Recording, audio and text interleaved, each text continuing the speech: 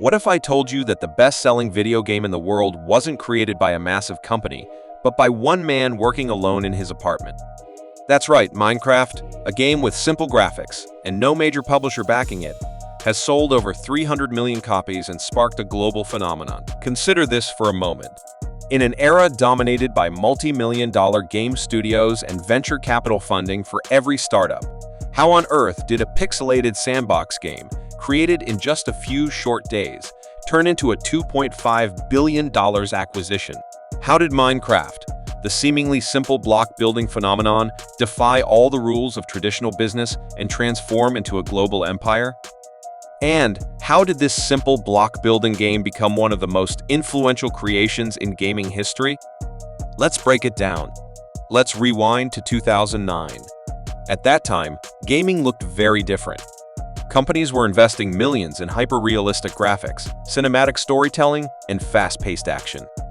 Everyone was chasing realism and perfection.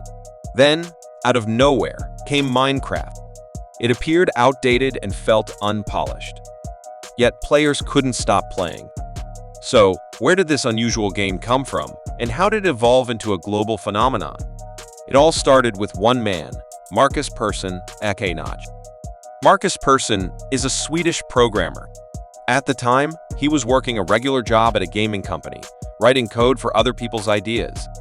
However, in his free time, he was experimenting. He wanted to create something different, something open-ended where the player could be the storyteller. Notch was inspired by a short-lived game called Infinimeter, which featured blocky graphics and digging mechanics. Unfortunately, Infinimeter was abandoned after its source code was leaked. To most people, that would have been the end of it. For Notch, however, it was just the beginning.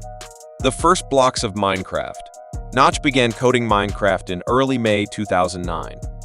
He wanted to create a world where players could explore, build, and shape the environment however they wanted, without levels or missions, just infinite possibilities. He shared the first playable version just days after starting, on May 17, 2009. Initially titled Minecraft Order of the Stone, the name was soon shortened to just Minecraft. At that early stage, it didn't look like much. You could only place and break blocks, but even in its simplest form, the game felt addictive. People were hooked. Why? The community took over. Notch didn't have a large marketing budget. There were no advertisements on TV or celebrity endorsements. What he did have was a passionate community. Players started sharing their builds online. Castles, cities, ships, and entire fantasy worlds constructed block by block. Forums buzzed with excitement, and word spread quickly. The real magic? People weren't just playing Minecraft, they were creating with it and showcasing their creations to the world. It became a platform for imagination. As the community grew, so did the game. Survival mode, mobs, and Redstone. Notch continued to update the game, listening to feedback and adding new features. Survival mode introduced danger and the need for resource gathering. Monsters like creepers and zombies gave players something to fear and fight against. Crafting tables, furnaces, and mining were added slowly, feature by feature. Then came Redstone, the in-game material that functions like electricity. Suddenly, players were building not only castles, but also working calculators, elevators, and even computers within the game. Minecraft had evolved beyond just a game. The YouTube effect. This is where things really took off. YouTube. Gamers began posting videos showcasing their builds, adventures, and impressive Redstone inventions. Some creators, such as Captain Sparkles, Stampalonghead, and Don M, built entire careers around Minecraft content. YouTube catapulted Minecraft into a global phenomenon. Kids were playing it, parents were discussing it, and schools started using it as a teaching tool. Minecraft wasn't merely a hit, it became an integral part of the cultural fabric, from solo developer to Mojang Studios. By 2010, Minecraft had grown too large for one person to handle. As a result, Notch founded Mojang, a company dedicated to the full-time development and support of the game. He assembled a small team to continue adding features, enhancing gameplay, and fixing bugs, all while preserving the charm and openness that made the game so unique. In 2011, Minecraft officially launched, but by then, it had already sold millions of copies. People weren't just playing Minecraft, they were living in it. In 2014, Notch made a life-altering decision. He sold Mojang and Minecraft to Microsoft for an astounding $2.5 billion. Why? He wanted to step back. He craved freedom again. It was a controversial decision, but it didn't slow down the game.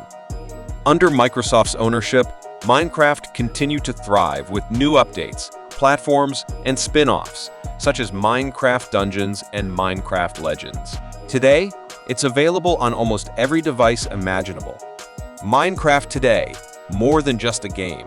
Minecraft has evolved beyond being just a game. It's now a cultural icon, a valuable classroom tool, a creative platform, a meeting space, and a thriving community. It has inspired films, books, conventions, merchandise, and numerous other forms of media. Additionally, it has taught kids important skills such as coding, logical thinking, and collaboration. Perhaps most importantly, it has demonstrated what one person's vision can become. What can you learn from this? Here's the main takeaway. Minecraft didn't start with millions of dollars. It didn't have a large team behind it. It wasn't even fully polished upon its launch. What it did have was a clear vision and the courage to launch despite its imperfections. Notch didn't wait for permission. He didn't follow trends. He built what he loved and shared it with the world. Minecraft began as a hobby without a clear exit strategy in mind. However, by focusing on the key principles of value creation, intense user engagement, continuous innovation, community building, and genuine utility, it developed into something so valuable that even the largest companies in the world couldn't overlook it. This serves as a powerful testament to the idea that if you create something truly meaningful and in high demand, financial success can follow, even on an unimaginable scale. The exit was never the goal. Instead, it became a natural outcome of creating extraordinary value. And look what happened. 300 million copies sold, over 140 million monthly active players, endless worlds created by people just like you. Now, it's your turn. What small idea are you sitting on? What unconventional path could you forge? Let the incredible journey of Minecraft inspire you to start building, iterating, and empowering your own community.